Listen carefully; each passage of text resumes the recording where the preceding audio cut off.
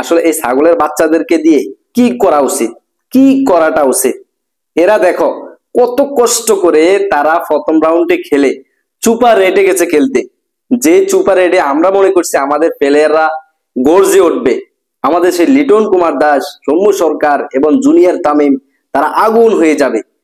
কিন্তু দেখো আমাদের নাজমুল হাসান শান্ত আপা মোটামুটি ভালো স্কোর করছে। আগের ম্যাচে অস্ট্রেলিয়ার বিপক্ষে 40-41 রান করছে, আজকে ইন্ডিয়ার বিপক্ষেও মোটামুটি ভালো করছে। আর এই যে আমাদের লিটন কুমার দাস, দাস কুমার দাস, এই দাসে এই যে আজকে ইন্ডিয়ার এক একটা প্লেয়াররা তারা নিরামিষ খায়, নিরামিষ খায়, এত শক্তি পায় কোথায়? আর আমাদের কুমার দাস, দাসটায়, এই যে দাসটায় কি নিরামিষ খায় না? তার কি শক্তি নাই? ইন্ডিয়ার এক একটা প্লেয়ার তারা নিরামিষ খেয়ে এক একটা ছক্কা মারে গ্যালারির বাইরে গিয়ে পড়ে। যে ইন্ডিয়া কোন লেভেলের খেলা দিছিল, আমাদের বলারদেরকে তো তুলাধুনা করছে, বলারদেরকে তো গণারই টাইম নেই। এই যে আমাদের দুর্দান্ত লেভেলের মোস্তাফিজুর রহমান ভাই প্রথম রাউন্ডে মোটামুটি ভালো করছে, এই যে সুপার 8-এ এসে কি বাজে খেলতেছে। আজকে যেই রান দিছে 2টা রানের জন্য সে 50 করতে পারে নাই মুস্তাফিজুর রহমান, যার উপরে আমাদের ম্যাচ উঠে থাকে, তাকে আজকে কুত্তা মার দিছে। এরপরে আবার আমাদের সাকিব আল হাসান ভাইয়া, যার বিশ্বকাপ হচ্ছে, এটাই হচ্ছে তার শেষ বিশ্বকাপ, আর তিনি আর বিশ্বকাপে অংশগ্রহণ করতে পারবেন না, তিনি রিটায়ার নিয়ে নিবে। কিন্তু সেই সাকিব আল হাসানের পারফরমেন্স থাকার দরকার ছিল দুর্দান্ত লেভেলের, যে আমাদের সিনিয়র প্লেয়ারদের ভিতরে অনেক ভালো একজন খেলোয়াড়, আমাদের অলরাউন্ডার তালিকায় তিনি 1 নম্বরে। তার খেলা দরকার ছিল দুর্দান্ত লেভেলের, কিন্তু তার কোনো পারফরমেন্স নাই, কি বাজে খেলাইতেছে কঠিন লেভেলের। এই যে আজকে ইন্ডিয়ার বিপক্ষে আমাদের শেষ বাঁচা পড়ার ম্যাচ ছিল আজকে, যদি ইন্ডিয়ার সাথে ম্যাচটা জিততাম মোটামুটি কিছুটা আশা থাকতো। কিন্তু ইন্ডিয়ার সাথে আমরা এই যে টানা, ইন্ডিয়ার সাথে এই পর্যন্ত আমরা 7টা ম্যাচ খেলছি টি-20-তে, কোনো ম্যাচে উইন করতে পারিনি।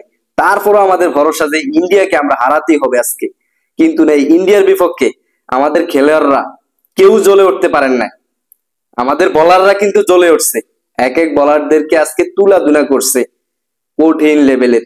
এদিকে আমাদের তানজিম হাসান সাকিব ভাইয়া কঠিন লেভেলের ওভার করে এই যে বিরাট কোহলির উইকেটটা নিছে ভাই, স্টাম্প, তার ভয়ঙ্কর যে এক্সপ্রেশনটা দিছে ভাই, চোখে লাগার মতো কঠিন লাগছে ভাই। আসলে আমাদের জুনিয়র তানজিম হাসান সাকিব ভাইয়াকে সেলুয়েট ভাইয়া, কঠিন লেভেলের খেলা দিছেন, আপনি খুব ভালো খেলছেন, কিন্তু বাকিরা তার পারফরমেন্স দিতে পারে না। এই যে আমাদের মাহমুদুল্লাহ রিয়াদ ভাই, মাহমুদুল্লাহ রিয়াদ ভাইকে মাত্র 2টা ওভার দিছে, এই 2টা ওভারে তিনি দিচ্ছেন মাত্র 8 রান, তাকে আর ওভার করানো যেত না। এই যে শেখ মাহাদিকে নামানো হয়েছিল, তাকে বলার হিসাবে নামানো হয়েছে, কুত্তা মাইর দিছে, কুত্তা মাইর, এক এক মায়ের চোটে বলার বল প্রত্যেকটা গ্যালারির বাইরে পাঠাই দিছে, এবং তিনি ব্যাটিং করতে নেমেও তার পারফরমেন্স নাই। তাহলে তাকে দলে রাখাটার দরকারটা ছিল কি? এদিকে আমাদের শরীফুল ভাই, তিনি ইনজুর্ড ছিল, ইনজুর্ড থেকে তিনি কামব্যাক করছেন, কিন্তু অন্তত আজকে তিনি নামার প্রয়োজন ছিল। শেখ মাহিদির পরিবর্তে যদি তাকে নামানো হতো, হয়তো ম্যাচের মুভমেন্টটা অন্যদিকে ঘুরতে পারত। আমাদের এই যে তাসকিন আহমেদকে বসিয়ে দেওয়া হয়েছে, আবার জাকির আলীকে নেওয়া হয়েছে। আসলে জাকির আলী প্রথমে যে খেলা দিছিল বাংলাদেশে, আসলে ছোট দলের সাথে সবাই পারে, কিন্তু ভালো দল আসলে তাদের সাথে যে দুর্দান্ত লেভেলের পারফরমেন্স দিতে হয়, ভালো করতে হয়, সেটা তাদের ভিতরে নাই।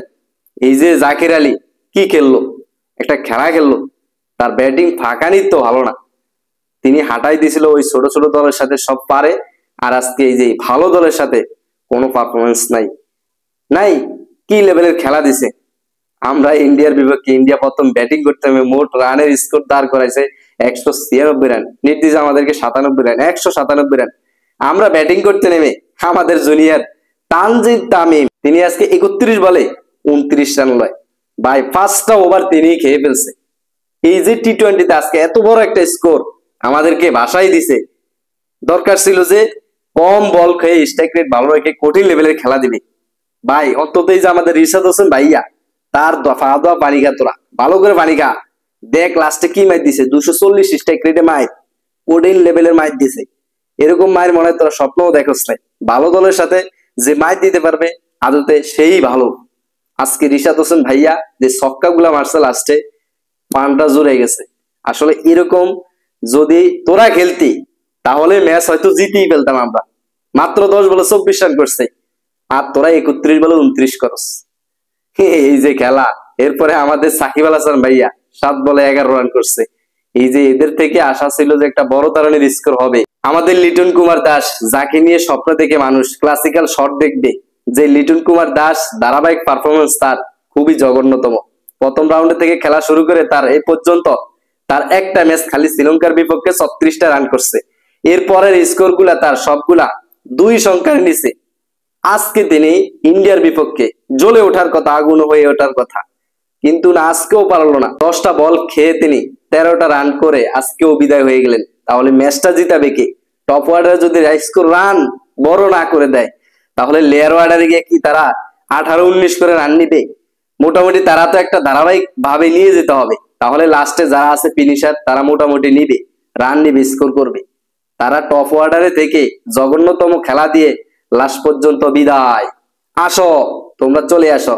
তারা নিরামিষ খেয়ে এক একজনের পাওয়ারফুল শক্তি, আর তোমরা গরুর মাংস, ঈদের গরুর মাংস শুরু করে সর্ব লেভেলের খানা ভালো খাও, কিন্তু তোমাদের ভিতরে শক্তি নাই। তারা ছক্কা মারে গ্যালারির বাইরে চলে যায়, আর তোমরা ছক্কা মারো মাছ ক্রিজের মধ্যে থাকে, বল তারা হাতে নিয়ে নেয়। এই হচ্ছে তোমাদের ব্যর্থতা। আর এই তোমাদেরকে দিয়ে ক্রিকেট খেলা হবে না। বাংলাদেশে প্রচুর পরিমাণ আমের চাষ হইতেছে, তোমাদেরকে ভ্যান গাড়ি করে রাস্তায় তোমাদেরকে দিয়ে আম বেচানো হবে, খুব ভালো লেভেলের একটা ইনকাম হবে। আর না হলে বাংলাদেশ কৃষি প্রধান দেশ, তোমাদেরকে কৃষি কাজে লাগানো হবে, ভয়ঙ্কর লেভেলে তোমরা কৃষি কাজ করো। চলে আসো, তোমাদেরকে বহন করার জন্য আমরা বসে রয়েছি। কিভাবে যে তোমরা গেছো সুপার হিটে সেটা তো আমরা দেখছি। তারপরও তোমাদের থেকে আমাদের আশা ছিল মোটামুটি ভালো একটা স্কোর করবা, তোমরা এই যে টপ অর্ডারে যারা আছে সবাই ভালো করবা, কিন্তু পারো নাই। প্রথম ম্যাচ হারছো অস্ট্রেলিয়ার বিপক্ষে, খুবই লজ্জাজনক হার। সেকেন্ড ম্যাচ আজকে ইন্ডিয়ার বিপক্ষে, তাও কঠিন লেভেলের হার, 50 রানে তারা ম্যাচ উইন করে ফেলে। এরপরে আছে আফগানিস্তানের সাথে ম্যাচ। এই আফগানিস্তানের সাথে ম্যাচ খেলে তোমরা সোজা বাড়িতে চলে আসো, তোমাদের জন্য ভ্যান গাড়ি করে আমের জুস যত কিছু আছে বাংলাদেশে সবকিছু বেচানো হবে। তোমাদেরকে দিয়ে ক্রিকেট আর হবে না, তোমরা এই কাজেই বেস্ট। তো ভিউয়ার্স, আজকের ভিডিওটি এই পর্যন্ত। ভিডিওটি ভালো লাগলে চ্যানেলটিকে সাবস্ক্রাইব করে রাখবেন পরবর্তী ভিডিও পাওয়ার জন্য। আল্লাহ হাফেজ।